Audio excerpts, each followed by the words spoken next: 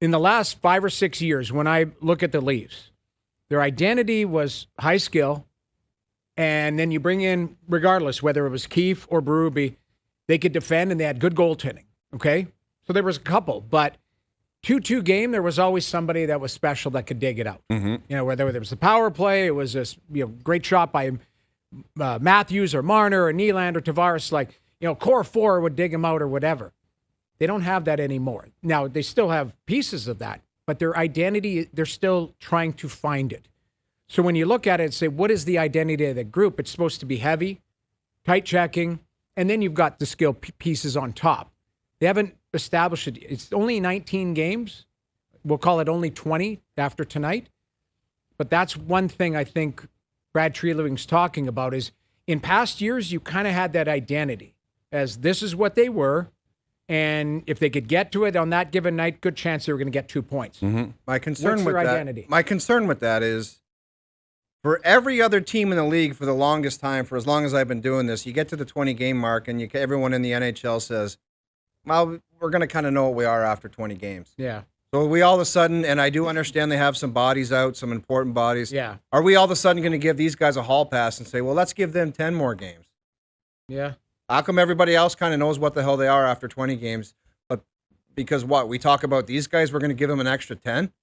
I don't know. Well, if they're going to create some form of identity moving forward in the next 10 games, what he just said is too vanilla. And I think you break that down to individuals. If they're going to form some type of identity on the positive, there's a lot of guys playing vanilla that are going to have to drastically improve.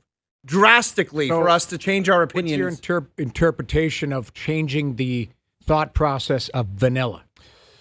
Well, I think couple things on this. One, I think Treliving speaking today is important. I think it was the right play. I think he looked and sounded composed for whatever that's worth. I think the vanilla comment is an interesting one because for me, I would go, the first guy I thought of was the captain of the team. Like you're the captain, you're the leader, and your GM saying your team is too vanilla.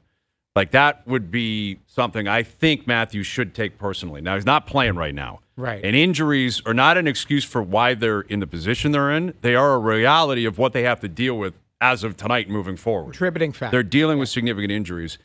I think the coach would be most insulted by that term because he as a player was the complete opposite of vanilla. Yeah. Like Craig Berube, I don't know what that is. What is that, chocolate, I guess? Yeah. But whatever he was, it was extreme. There were sprinkles, and there was a lot of flavor in his game. And I think if you're the coach, you're listening to that, and I think he's got to bear a fair amount of responsibility. I understand players are first and foremost, but they get outshot, they get outchanced every night. They lack confidence. The coach has got to get the best out of this team. He's got to inspire them to do what he wants them to do. Yep. And it's on the players as pros to do it. And if you're not checking, that's on you. If you're not skating, that's on you.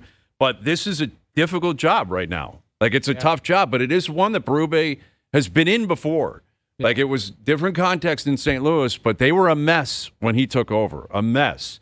Right. And he pushed all the right buttons in conjunction with Binnington showing up, who will be in town tonight, ironically enough. But I think the vanilla thing speaks to, lack of sticking up for each other, which has been consistent all year. I look at tonight, I'm like, how about a fight tonight? Like, is anyone going to show up and say, we're going to get in a fight tonight? You know what's sad? Not sad, but I would consider that to be highly unlikely. I'm not holding my breath on it either, but GM saying vanilla, Berube's yelling at him, trying. He's poking and poking. We saw the audio and the video yesterday. He's on them. He wants them to play harder. He wants them to play tougher. They're being called out. The whole market's on fire right now. Yeah. And it's a real opportunity for someone, ideally multiple players, if not the whole team, to show up with an attitude tonight. Yeah. Now, that's the thing. I don't know if they have it. So that's the problem. Like, if you are vanilla or playing vanilla, is too much vanilla. But what if you are vanilla? Yeah. Like that, how do you get yourself out of that?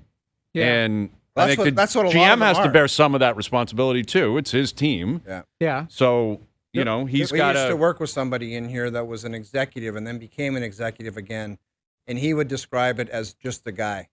Like that guy, Jag, just a guy. Yeah. It's like they go out there and they're just a guy roaming around out there with a hockey stick, and you don't notice him. Might not get scored on, might not be a minus, but he's literally just a guy, and they have way too many of those guys, and way too many that are like $3 million players, like too many guys that are being paid to be better than what they are, and they're just guys out there, and you cannot win squat when you have a lot of just a guy. Yeah. It's just, you can't do it. Well, I think if you take it personally, then everybody's got to get to their game as quick as possible tonight. And it's simple stuff, but it's play fast, play aggressive. I'd rather a team make mistakes by being overly aggressive than being passive and just watching people go by you.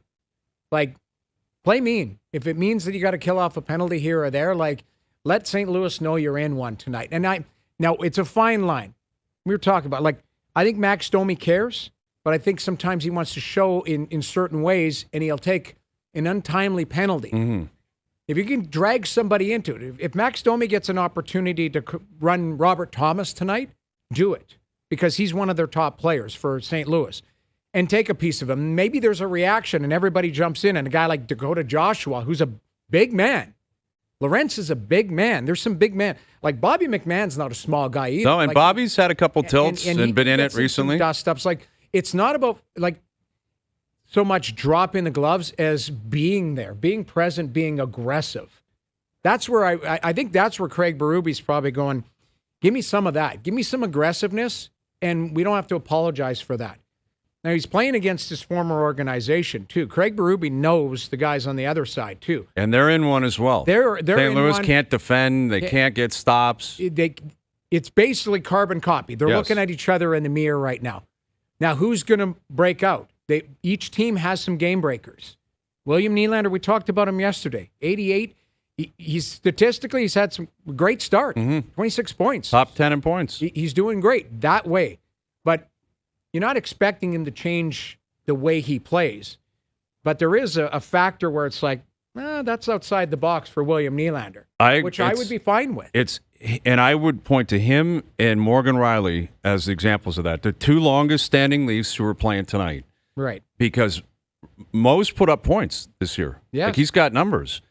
Great. Keep doing that. But you got to be a dog defensively. Yeah. You got to be a dog. Like, you've got to set a tone. And that's where, like, a vanilla comment, which I think is accurate, you can't expect Troy Stetchard to react to that. He just got here. You can't expect Dakota Mermis to be like, oh, man, I better show.